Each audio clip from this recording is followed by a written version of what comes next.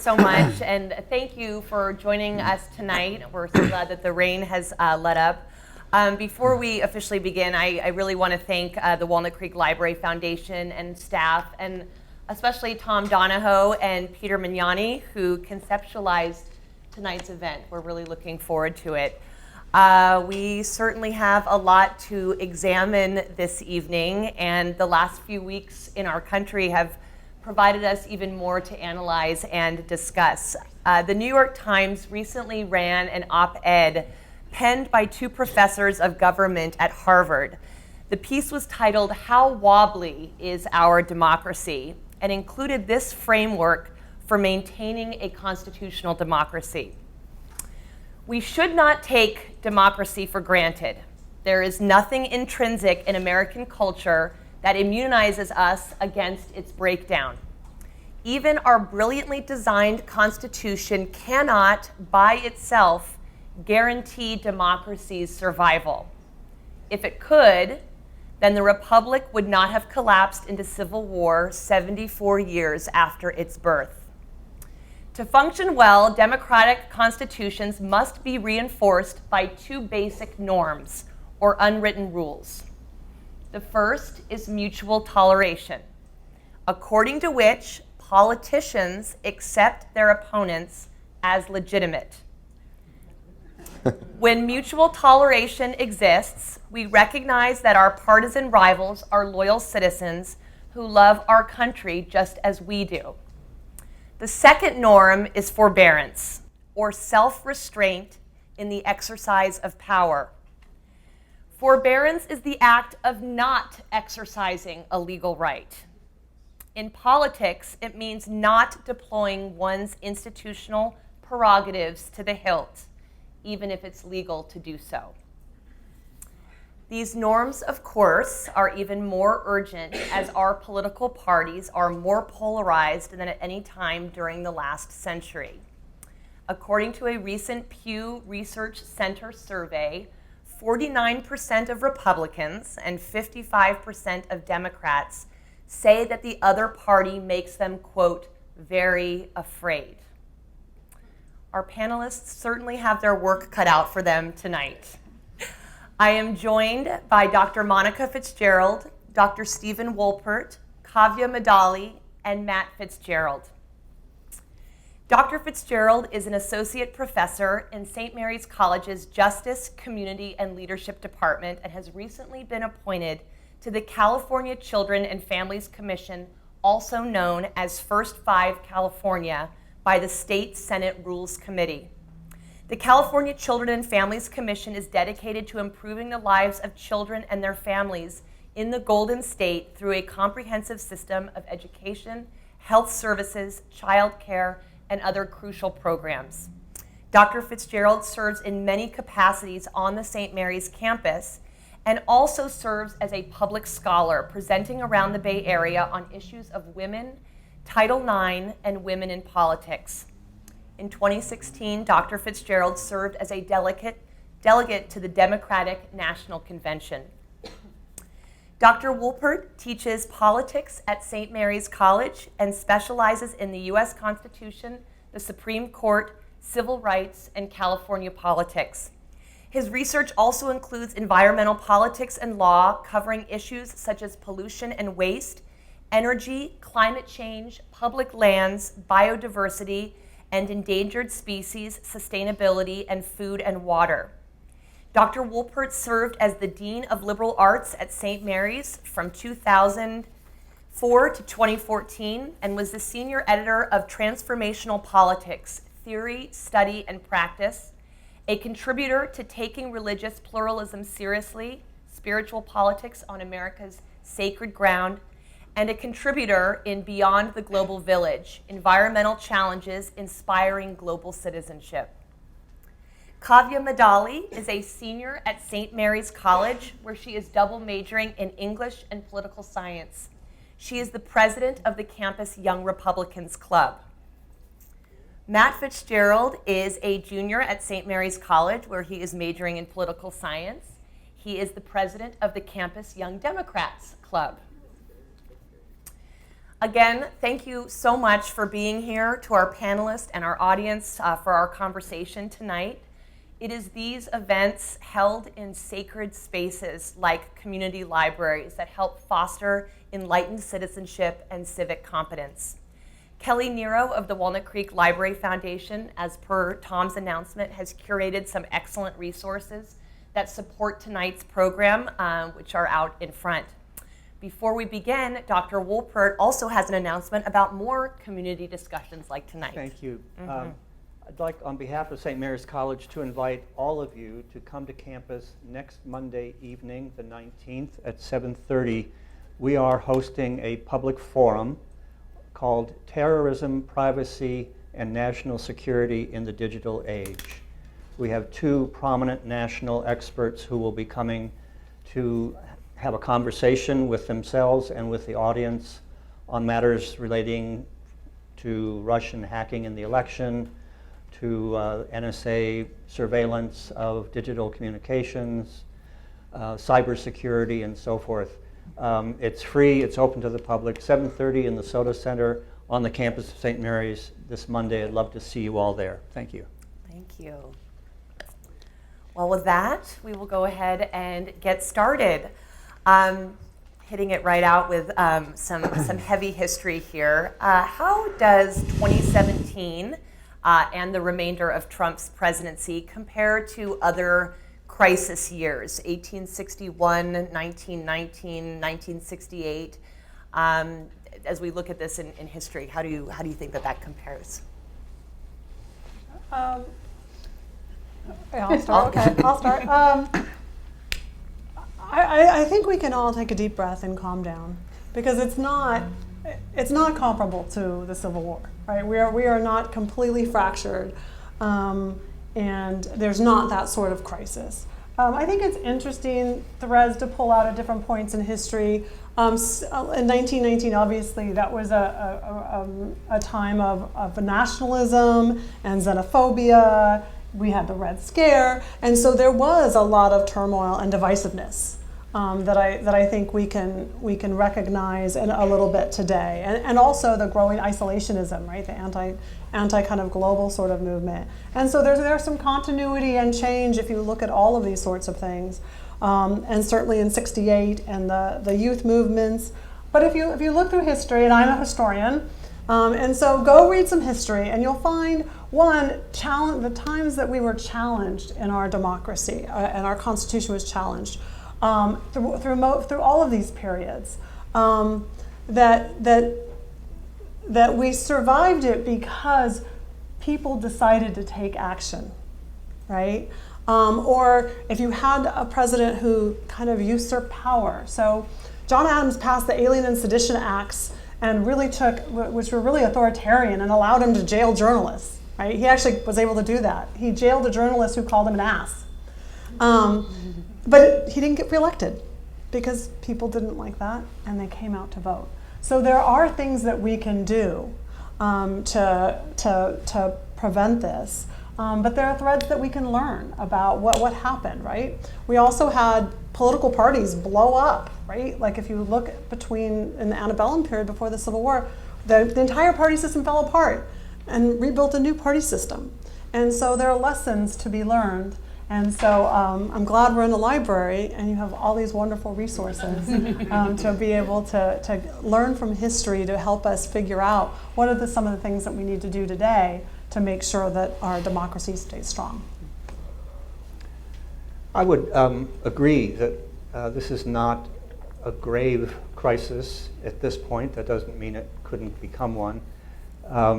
50 years ago, during the 60s, things seemed similar to me. I was much younger then, obviously, but I can remember the assassinations, the inner city riots, prison riots, and every day you woke up not knowing what the headlines would be, and it just seemed like things were coming undone. So the centrifugal forces that tended to strain the fabric of our community were quite strong then.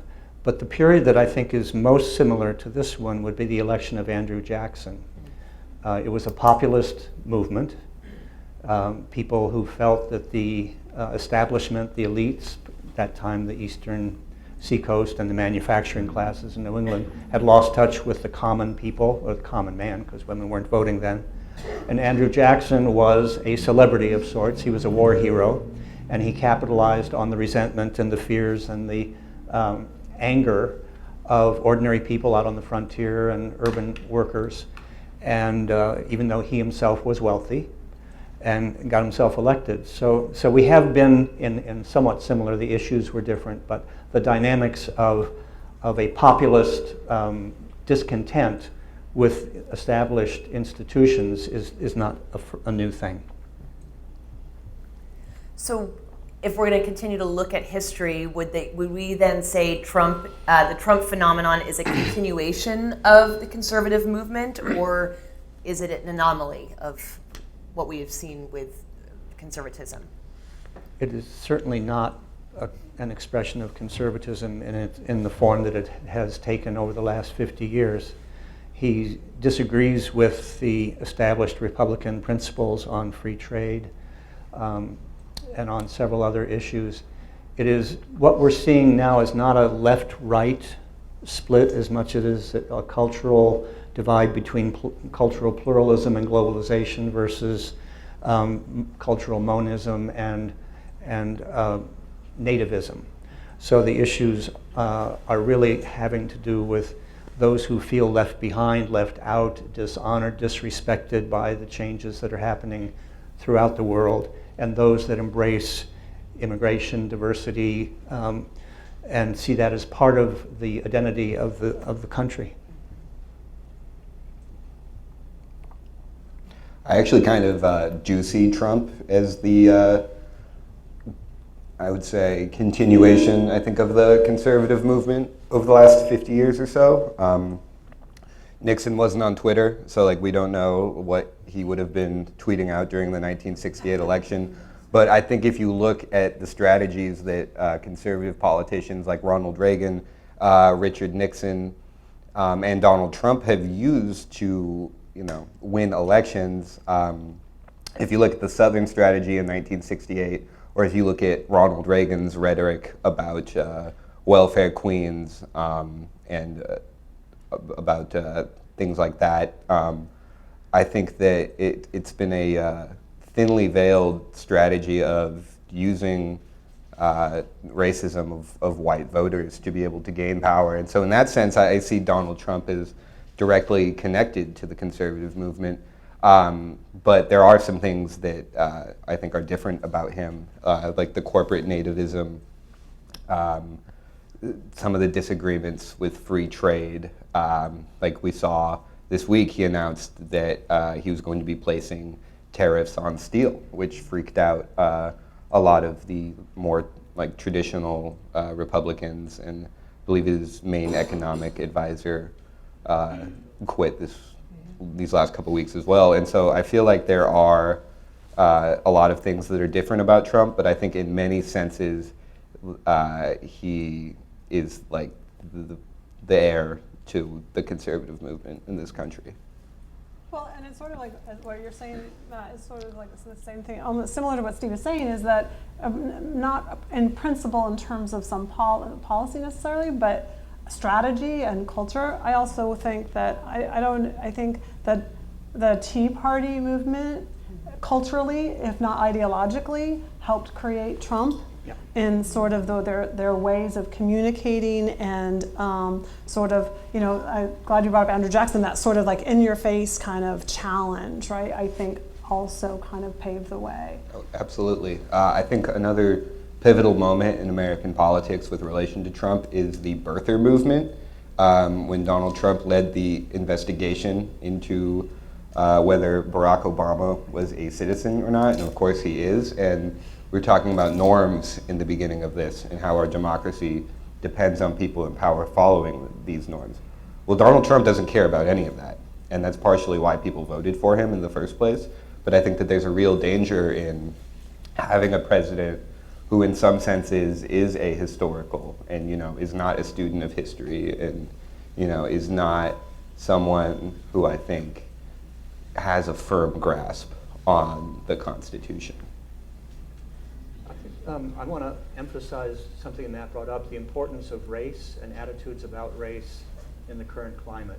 The one thing that probably distinguishes or drives the two parties apart more than anything else is this question of racial inclusion, racial discrimination. And I have some facts. I'm sorry, I can't remember them, so I wrote them down. First of all, 2/3 of voters in the 2016 election live in counties that were won by a landslide, meaning that on a precinct level, the voters are much more isolated from people who disagree with them than they have been in any times since they've been keeping these kinds of data. And if you look at the survey data, 66% of Democrats say mixing of cultures and values from around the world is important to American identity. 35% of Republicans agree, so it's about 2-to-1 difference there. On the other hand, 64% of Republicans compared to 32% of Democrats see a culture grounded in Christian religious beliefs as important. And you see a very similar difference if you ask who's facing discrimination in this country. If you ask whether blacks are facing discrimination, Democrats overwhelmingly say yes. Republicans, very few say yes. But if you ask, are whites or Christians facing discrimination, 43% of Republicans say yes, and only 27% of Democrats. So it's really as much a cultural split, and it's magnified by the geographic isolation of people from along partisan lines. So if we are talking about this polarization, both political and social, and we are looking backwards, the Constitution's foundation has enabled us as a country to weather mediocre leadership or worse leadership, some of the examples that you all have given. But how much unbending polarization can our democracy continue to withstand? Are we experiencing demagoguery, and if so, is it an increasing threat to our democracy? Where are we going? I do think, obviously, this is an extreme time of polarization where we're more and more in our bubbles, right? You watch MSNBC or you watch Fox. And we see that in the data that Steve presented too. And we've been there before, right? I mean, a senator was caned on the floor of the Senate. The guns were drawn on the Senate floor before the Civil War. That was a pretty polarized moment. And when we had the political parties kind of fall apart after that, it was really contentious. And so while I look back in my lifetime and see a time where people were friends outside of Congress, and Democrats and Republicans, really got along and were able to compromise. If we look historically, we can see these times where there was polarization, especially when we have such a huge cultural divide, right? And because that's really what it's always about, right? Not necessarily a particular policy. And so I think the pendulum will shift, but it's going to take work on all of our parts to make that happen. But there's also historical precedent that it's happened before. So you mentioned demagoguery. Let's see if we can figure out what it takes to be a demagogue, because it's used as a way of attacking people that you don't like. So Martin Luther King was called a rabble-rouser by Southern segregationists.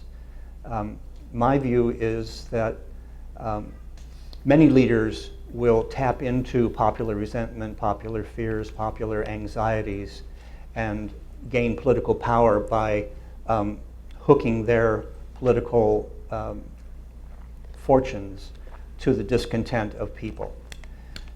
A demagogue is one who does that for their own personal political purposes. So the question in my mind is, was Martin Luther King exploiting the racial resentments for his own personal gain? And I think the answer is no. The question with the current president is he sincerely taking the concerns of white, blue-collar, rural voters, the folks that are his base, and seeing himself as really dedicated to improving their lot? Or is it a way in which he is developing his own political self-interest? And so I think that's the question, and I'll let people make their own judgments about that. But I think that if that's the distinction I see between a demagogue and someone who's simply reflecting popular discontent or anxiety. In terms of polarization, I think the more that we've noted, the other panelists have noted about this earlier too, the more we play into identity politics and cultural politics, it's going to continue to grow. But yeah, like Monica was saying, it's not so much focus on the policy itself, but a lot more of how you identify. And that holding on to that with such tight hands is going to continue to divide us rather than being open to actually listening to us. It's great because one of the first classes I took at St. Mary's, it was with Patricia Longo, and she said, politics is the art of compromise, and I feel like we always forget that so easily.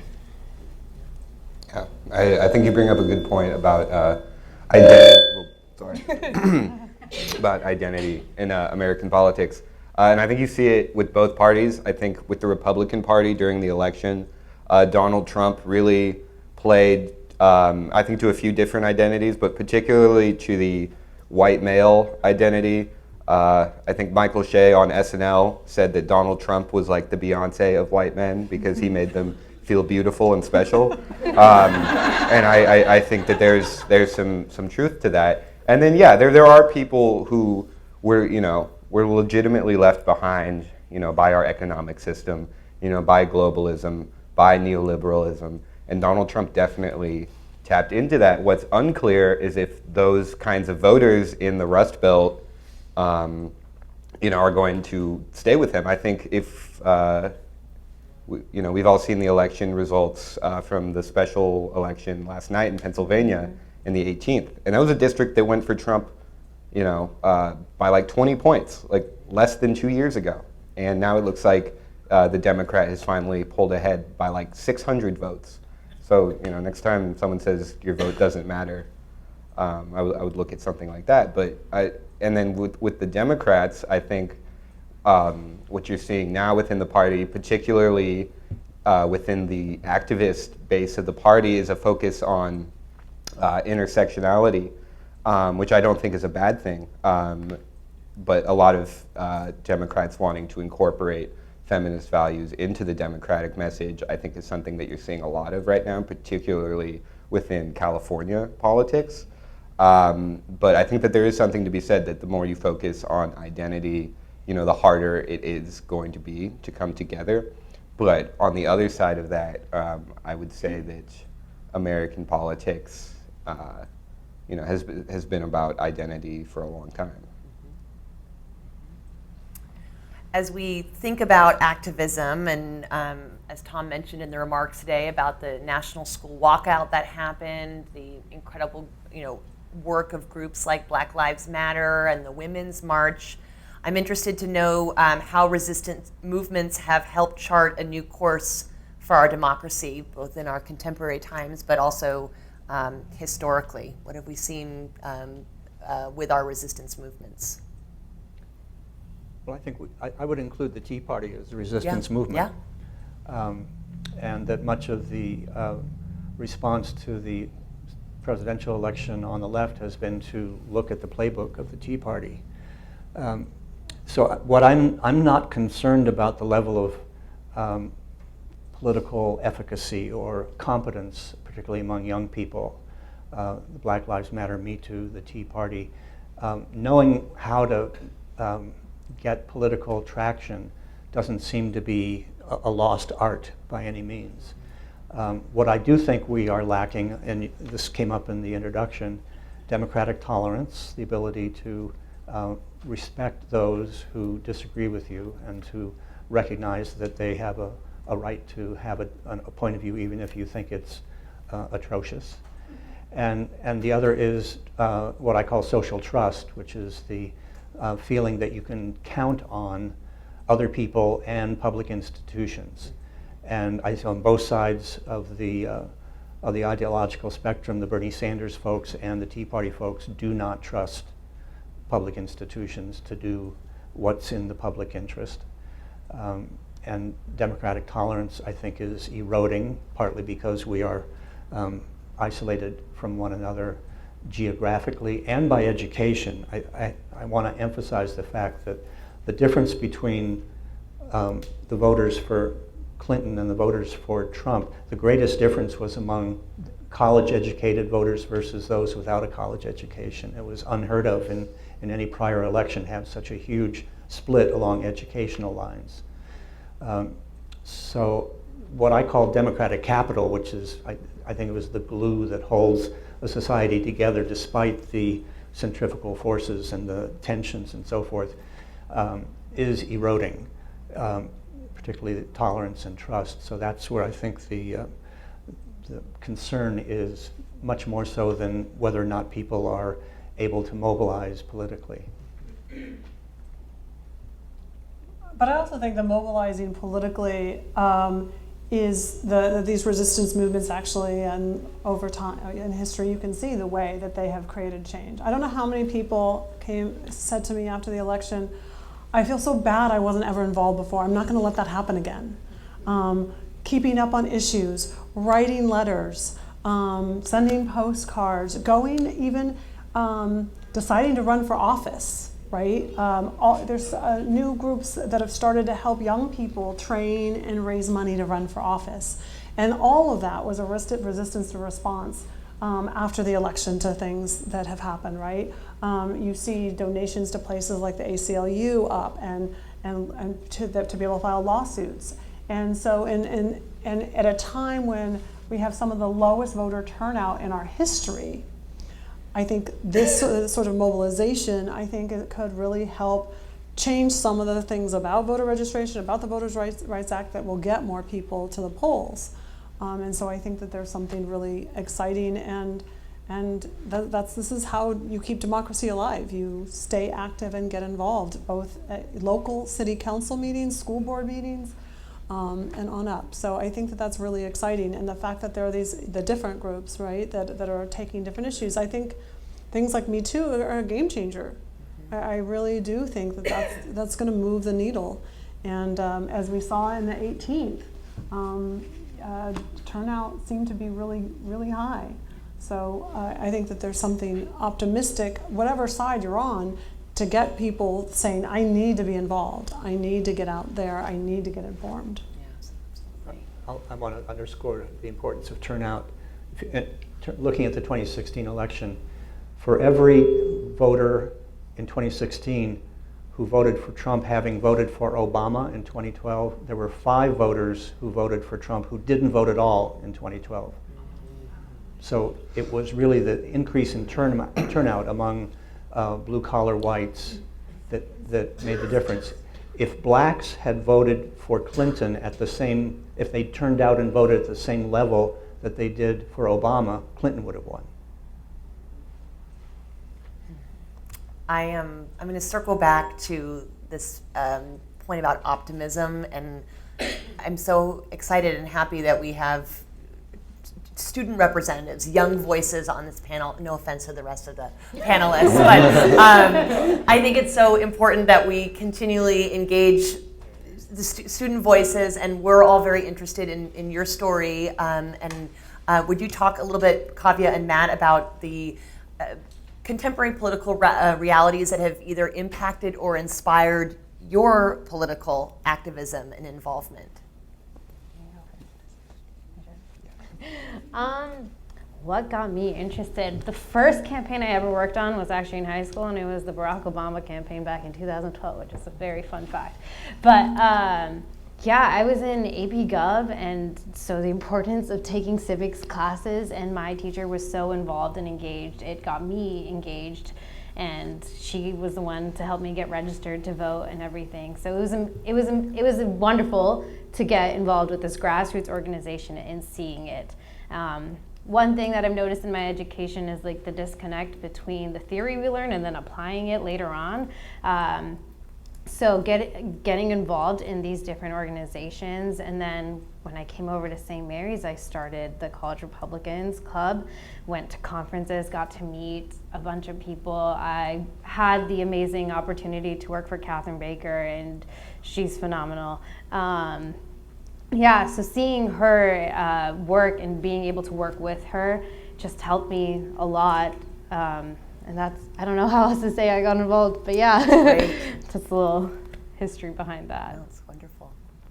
I mean, we'd always been interested in politics in my house since I was a little kid.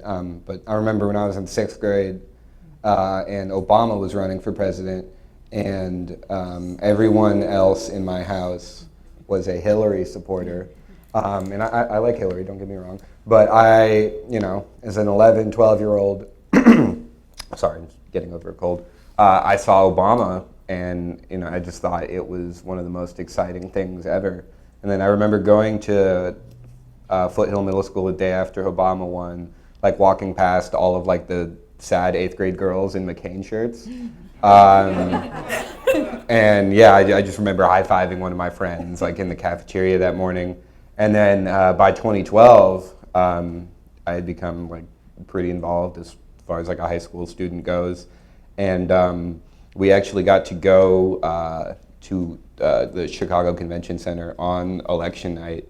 We actually ended up being able to meet President Obama as well as First Lady Michelle Obama and Joe Biden as well. So it was a pretty amazing experience. So from then on, I knew I was like, okay, this is what I want to do. Like there's not a lot of debate about it. But yeah, when I came to St. Mary's, there was no college Democrats, because I think, as someone on campus had told me, after Obama won, college Democrats were just like, cool, all right, we did it, we don't need to organize again, we got this.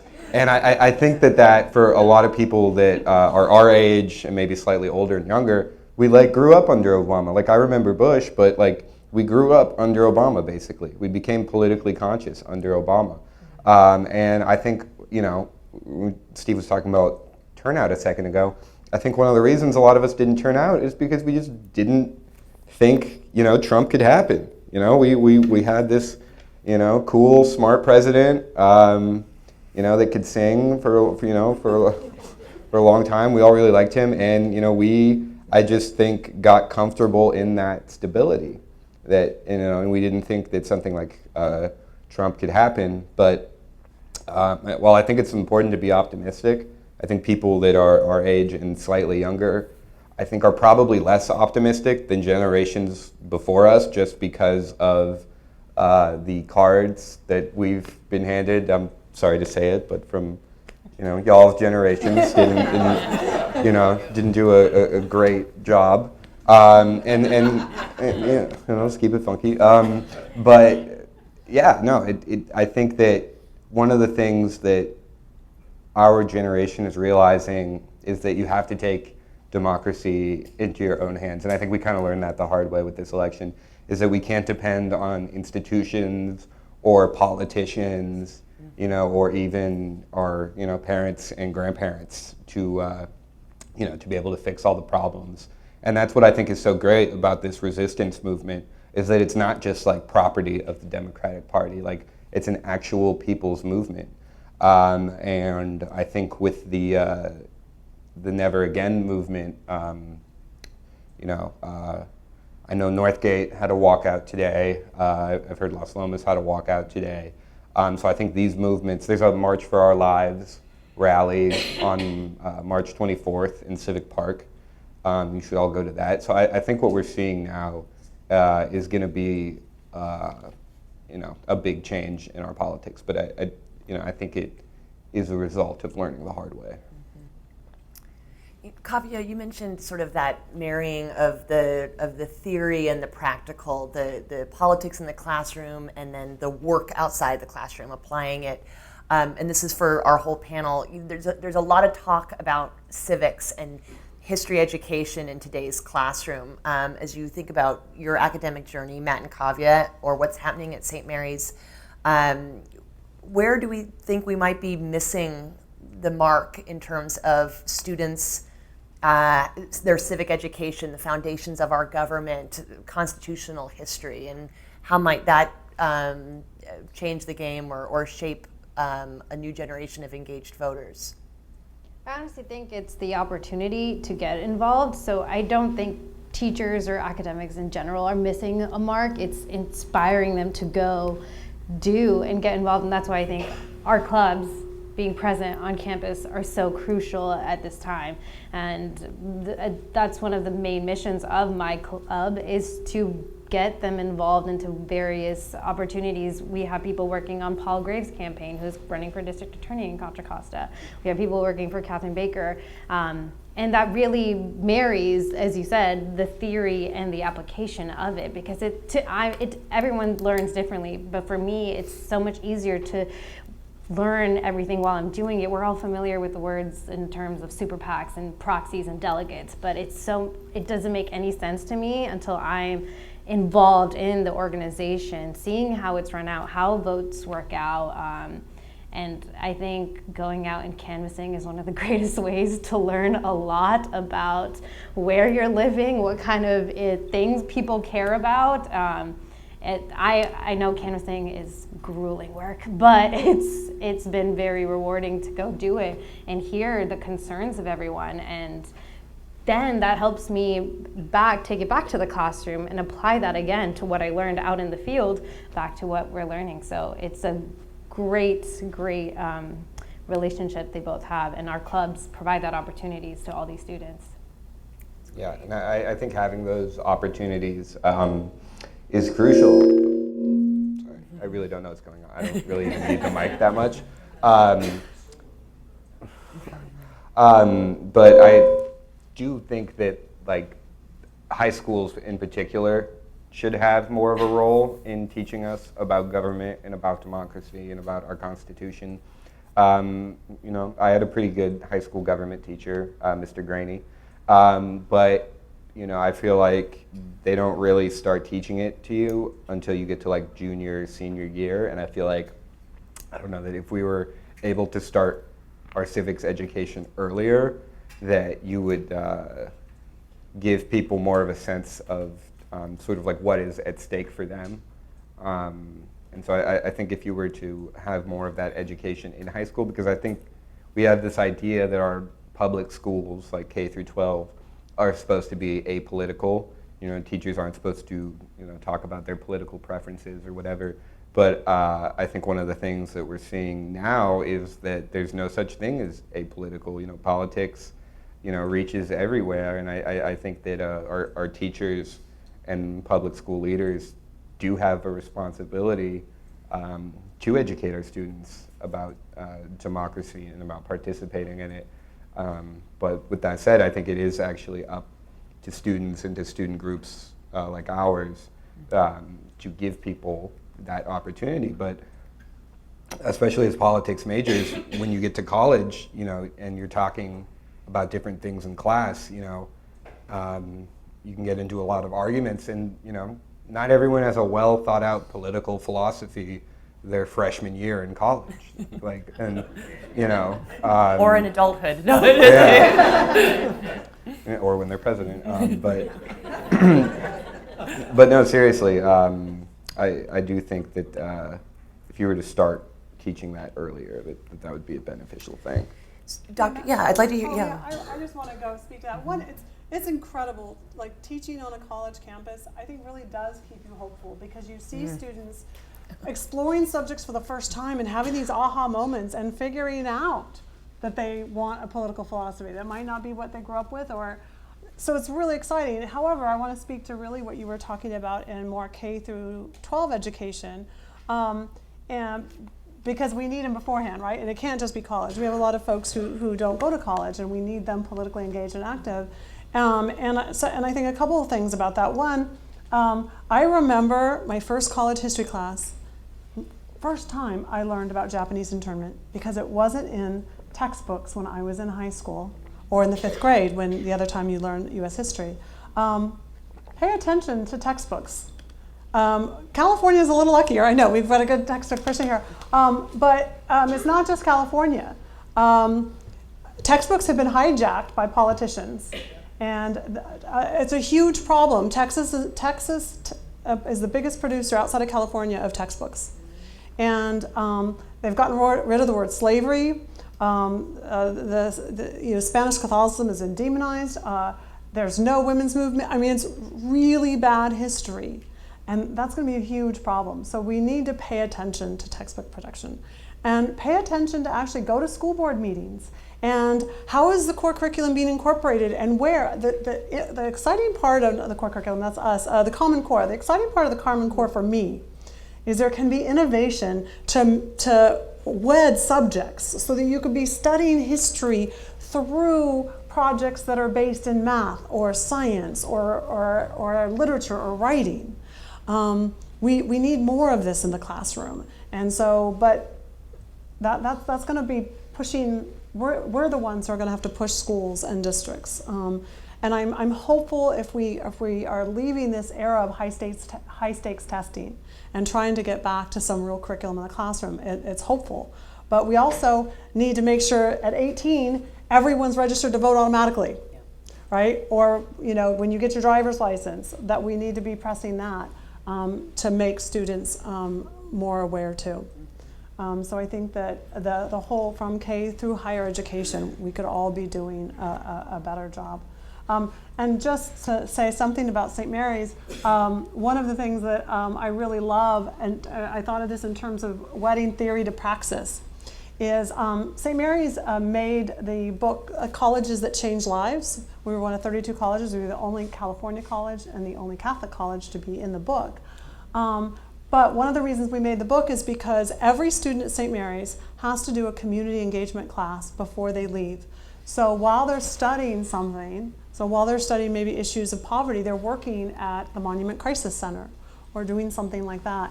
And I think more of that kind of experience of being in community and working to solve problems in community can get students activated. And I've noticed more high school students are doing service learning, which I think is wonderful. And I think that that's a real practical way to also get them thinking and engaged in their communities. Absolutely.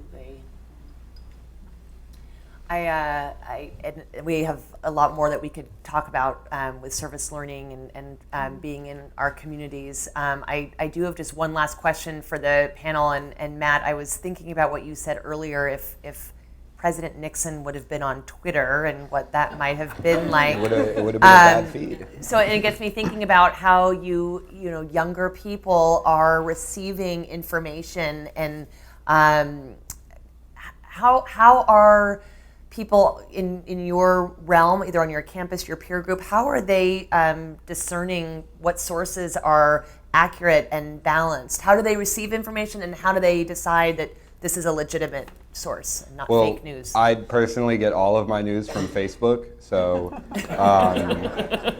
yeah. So I don't really know. No, but I mean, I don't know if anyone else does this.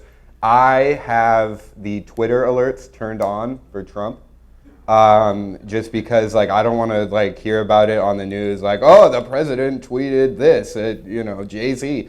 I just want to see it in real time, and he's on East Coast time, so when it's still 3 or 4 in the morning here, he's up, he's in bed having his breakfast burger, going off, and I don't know. I think that just fundamentally changes something about our politics. Just the president's kind of going off on Twitter again, but I think that he has successfully changed our definition of fake news. Fake news is a term I think that people our age really use a lot, and so I think that that's an influence that he's had. But I don't know. I think a lot of people get their news from different sources. I don't think we watch cable as much. I think a lot of it, honestly, is articles online, and everyone has their favorite, platform. Some people do get a lot of their news on Facebook and Twitter, but I think that I'm hoping that readership for some of the major newspapers for people our age has gone up since the election. But I mean, honestly, there are so many different outlets that people can get their news from. I wouldn't say that there's one, particular source that most people our age get news from. But I think a lot of us are kind of skeptical of things that we read in general. We don't know, what to believe. A lot of us don't feel like we can trust, the media. Certainly not, the president or the government or even, people within our own party. I think we're highly skeptical of. So, I think there's a lot of variety to how people our age get our news. I don't know if you want to elaborate. I completely agree. I do think we do use social media. I do most of the time to get, unless I'm particularly interested in a specific topic that I actually am looking up, Googling articles. But I also think this time has allowed a lot of growth for podcasts. A lot of people listen to podcasts these days, and especially with someone they identify with in terms of their philosophies that they listen to a lot. So a lot of people that I talk to on campus, they use podcasts as a source. So, yeah. Either of you have thoughts about how your students are engaging with sources or being able to recognize? Well, I believe that's true, that it's hard for students to know what a legitimate or trustworthy source is when there's so much noise. And that they do tend to, because there's so many choices, you can find a source of information that reinforces your preconceptions. That's not necessarily a good thing. Well, thank you so much, panelists. Really wonderful. Our executive director of the Walnut Creek Library Foundation, Susan Moon, is going to give us our next directives. So we're going to take a minute to have you write down any questions that you might want to ask the panel, and if you can pass it towards the aisle, and they will be collected. And while you're doing that, I'm going to make 2 announcements. We have our Authors Gala in April 28th, and then in May we have 2 Live from the Library programs. The first one is on Wednesday, May 2nd. It's Fresh Ink New Music with the California Symphony. The conductor of the symphony, Donato Cabrera, and their first female composer in residence, Catherine Balk, will be discussing her commissioned work, and we hope you can come out and listen to that. Also on Wednesday, May 23rd, we are having another panel discussion on Little Women. It's the 150th anniversary of Louisa May Alcott's classic, and we have scholars in town from across the country for the ALA conference, and they will be discussing Little Women. So registration is online, and we hope to see you back at the library. Meg, is it all right if I make a... Oh my gosh, yes, absolutely. Moment of silence? Yes. I want to point out that as much as I love the Constitution, it's really a defective document and is in some ways responsible for contributing to the predicament we find ourselves in. And I'm thinking, because of the fact that in order to get the states to approve it, they had to make some compromises. And the biggest one, as I'm sure those of you who remember your American history know, was that the states with small populations and the states with big populations had to come to an agreement so the Senate gives the same number of senators to every state regardless of how many voters there are, unlike the House. And the Electoral College, if you recall, it allocates electoral votes based upon the number of senators and representatives in each state. So the result is that the Senate grossly overrepresents rural America. 17% of the population could, in theory, elect a majority of the Senate. And the same with the Electoral College. Idaho has 3 electoral votes because it has 2 senators and 1 member of Congress. California has 55 because it has 53 House representatives and 2 senators. But if it were on population basis, California would have 159 electoral votes And the whole outcome of the election would have been changed if the Senate and or the Electoral College were apportioned according to the number of voters. So there is something about the Constitution that actually overstates the political power of rural America. And particularly as we become a more urban country, educated people are all moving to cities because that's where the well-paying jobs are going to be. We're going to have even more of this kind of disconnect between where the people are and where the political power is. Well, we have a lot of questions already. Speaking to a lot of the themes of tonight, the night before the Pennsylvania special election, we had one of the contenders mention that his opponent, or the party of his opponent, hated country and hated God.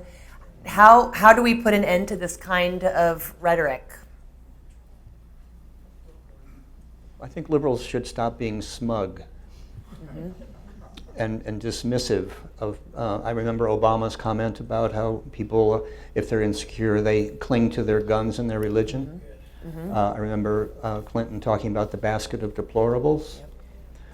So I'm thinking that educated elites tend to be a bit snobbish and disdainful. And I know it in myself that I can think of at least a dozen derogatory terms for people who lack an education and live in the country that just part of my vocabulary. So it's a two-way street, and I think that if you're going to have a politics of identity, you need to include everybody's identity, because if you leave them out, like working class white people, they're going to notice. So that's one way of ending it. Yeah. I think another way is to vote out people who use those kind of tactics. And if I'm not mistaken, it was Saccone who said that about, and he lost, so he can join the Roy Moore Club. But no, I think it does go both ways. I think there's like kind of a West Wing-esque liberal snobbishness that made people want to vote for Trump. But then, I think on the flip side of that, there are a lot of people who are being, I feel like, targeted by GOP policies. If you're an undocumented person right now, you're probably very afraid that you could be, deported. And I think that is kind of a more, serious concern than, coastal elites, don't like me, I don't know, there are, I feel like, real concerns of people that have been left behind by our economic system that Trump catered to that we need to take seriously. But I also feel like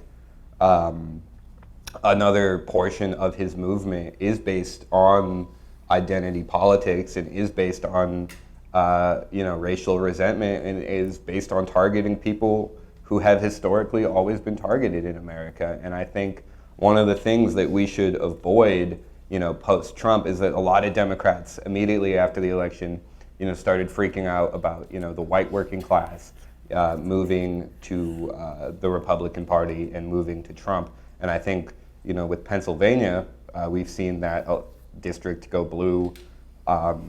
It was a district that went 20 points for Trump. So I think that it would benefit particularly Democrats not to get sort of caught up in this white-centered idea of politics. Of course, all votes matter, but I feel like Democrats shouldn't spend time chasing white voters that they're not going to get. I feel like Democrats would be better served by turning out voters in communities that historically are more supportive of them and historically actually benefit from Democratic policies. Well, we have a lot of questions, a lot of enthusiasm, and a lot of very detailed, multi-layered questions. So we'll get into this. If we are to look back at historical periods to inform us about the current state of affairs, and the historic period was a time when millions of women and people of color were disenfranchised, how can we have a sense of calm about it today, or not feel like this is a crisis time period? Well, we definitely should be concerned, and you should be doing stuff. I think that the sky's not falling, but I think the sky can always fall if we're not active. And it's interesting, thinking about the period of xenophobia and nationalism and isolationism, in 1919 and all of that. It made me think of some of the responses to that. And there was a political writer at the time, Walter Lippmann, and he wrote at the time, "Hard-won rights of man are utterly insecure." And I think that's really good to remind ourselves, which is why when we feel like something's going wrong and our democracy is being challenged, we need to get activated. And we see that. We see that it happened in the 1920s, right? We had reform movements in the early 19th century that really were game changers. You had the student responses in the 1960s. And I think, I know Matt already talked about the Parkland students, but I think what's so inspiring about them is they actually have a policy change they want to make. And it wasn't a one-day vigil. It's a constant. They're out there. They know how to use social media. Kids this age are really savvy about getting out their message. And so, they're going to get activated. And I think that's where I see throughout history we've seen people respond. And if they get too tired from the daily Twitter alerts, then we're in trouble, right?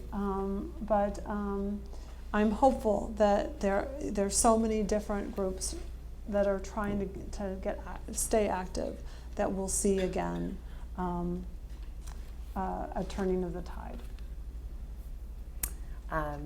These two questions are fitting really nicely. Are the two Fitzgeralds on the panel related? Yes.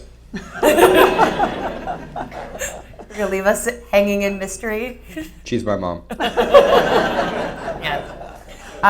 And so I guess as we're talking about family, Kavya and Matt, besides your family, why are you a Republican and why are you a Democrat? What is it about the platform that resonates for you? Well, I'm a Democrat because I hate God and country. So. I'm a Republican because I love my guns. Yeah. So yeah. That's it. I'm just kidding.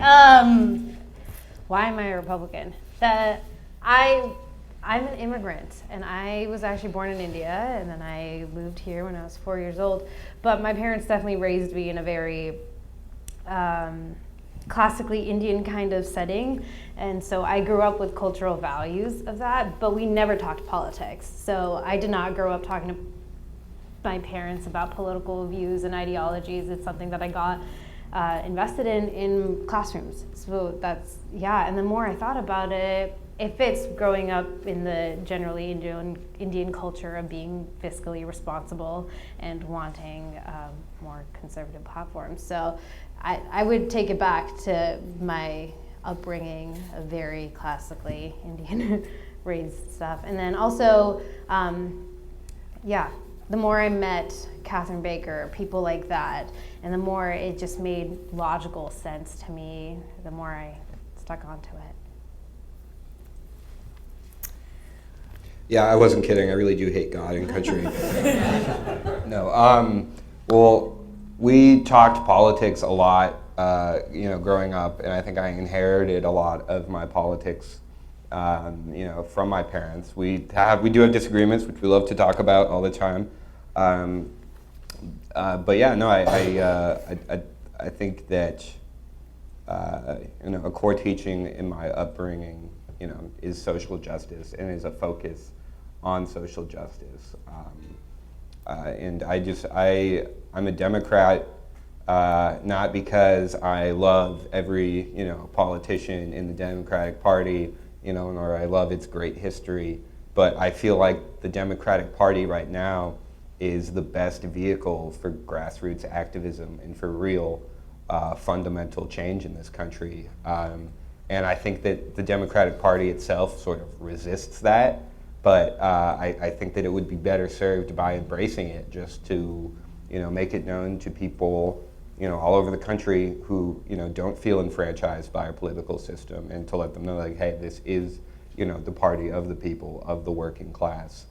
And yeah, I have been inspired by, people like Barack Obama in particular. Wherever he is right now, I hope he's chilling.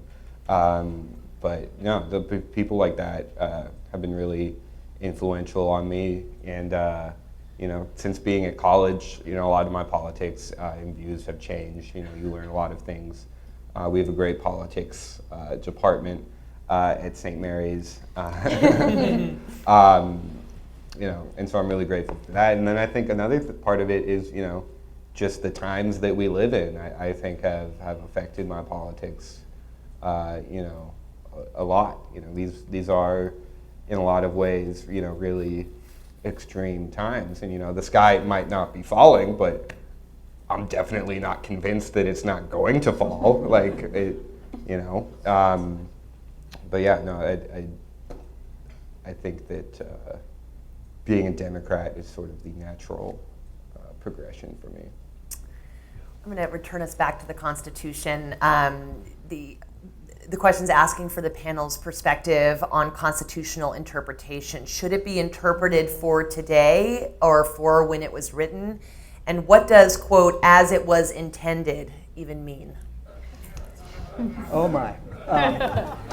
So the idea that there is a single discernible understanding of the Constitution that existed at the time it was adopted is a myth.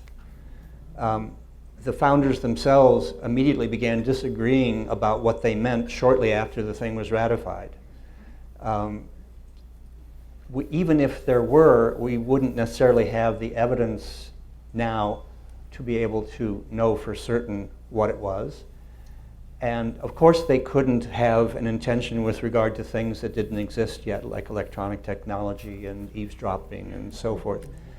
So when a justice relies on the intent of the framers, it is a way of bringing in his or her personal preferences and giving it a justification that makes it seem as though it's not their own personal view. But it is, because it is debatable, there are conflicting views about what the Second Amendment meant at the time it was adopted. And when you read the Supreme Court's decision on the Second Amendment, they all go through the same history.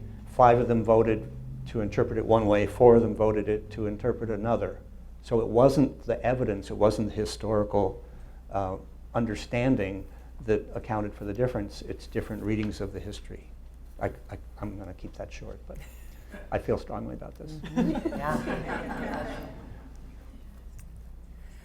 We had a lot of questions about history education and civics education. I think I'll just, because it was repeated, in the state of California, students are studying U.S. history at several times in their 5th grade year, in their 8th grade year, and in their 11th grade year.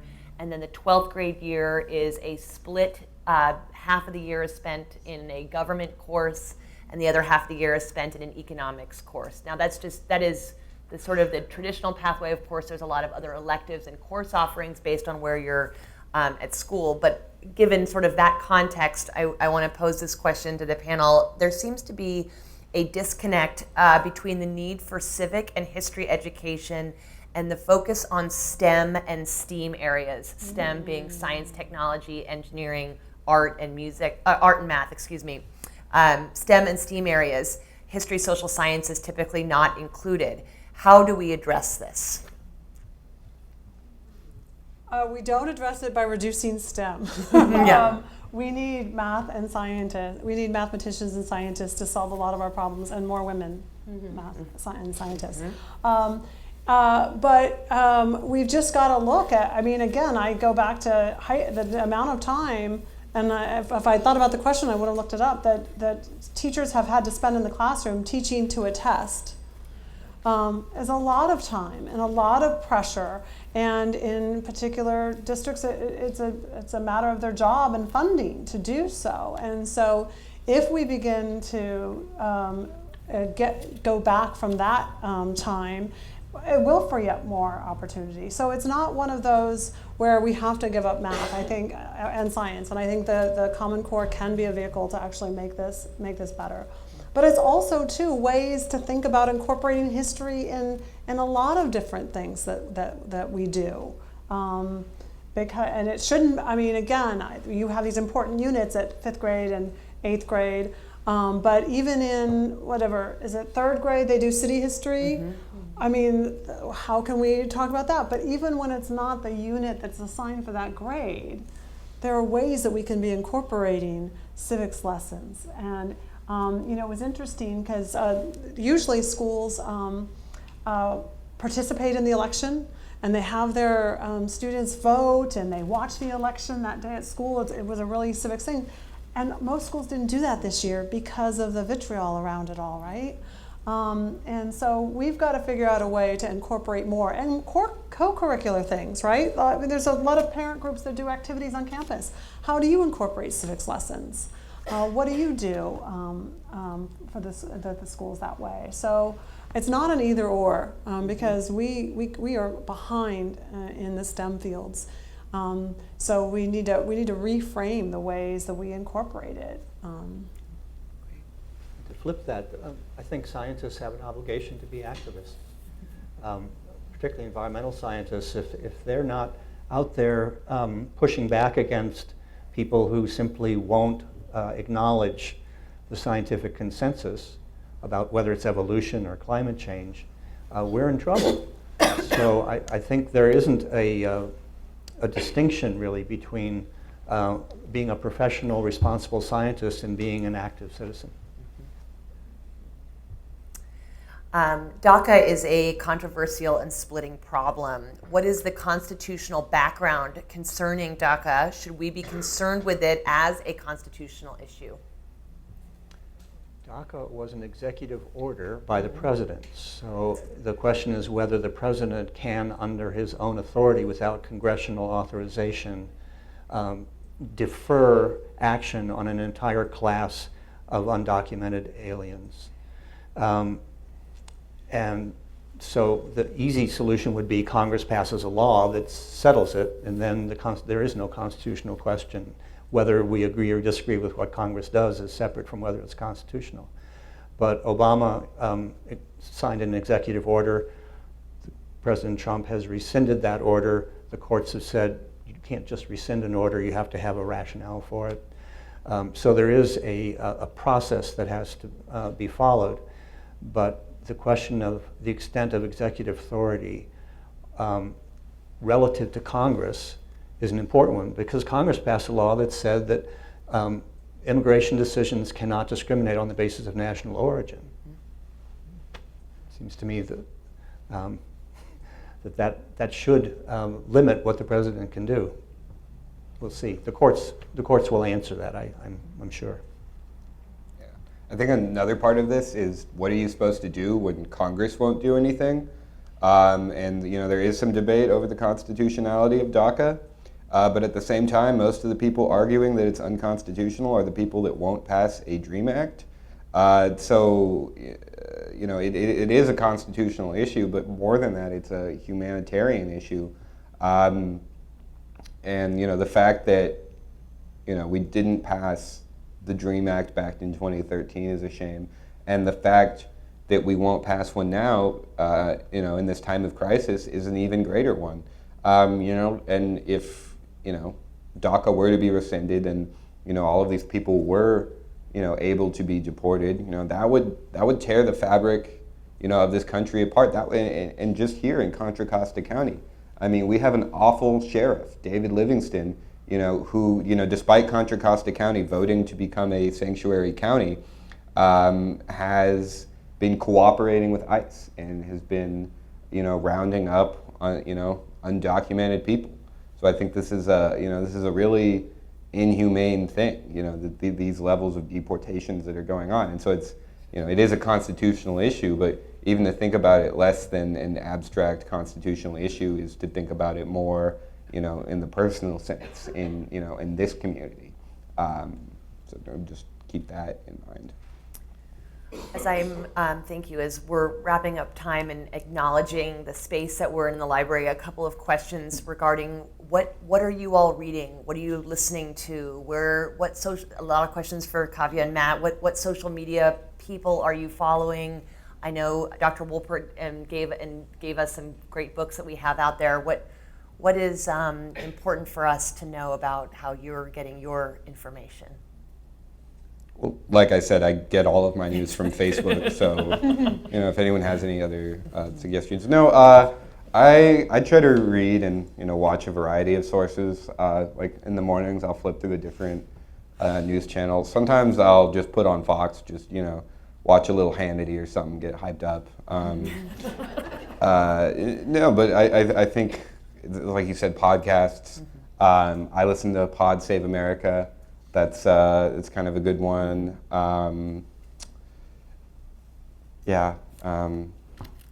Mostly Facebook. Yeah, I try to do my best at reading as much as possible. So I also do scroll through the news app on the iPhone all the time. But I love podcasts because it just makes doing a lot of things easier while driving. So I also listen to Pod Save America, which is a super liberal, just saying it, but it is. But then I also listen to like Ben Shapiro. So I really like to see what people are saying on both sides about the same exact thing and try to come to my own conclusion about it. Yeah. So I like to do that, look at contesting. Russia Today is a great source. Would highly recommend that. I read a newspaper. A what? A what? What? Good. Bring back newspapers. Dr. Fitzgerald? Yeah, I read it all electronically. I mean, I read the New York Times, but I read it electronically. And same thing, scroll through all the news, the news feed on that, and look up things and try to read multiple perspectives. I read my 5 Washington Post articles a month, and then they block me. So if anyone has a Washington Post subscription, just find me after this. I'll log in on my phone.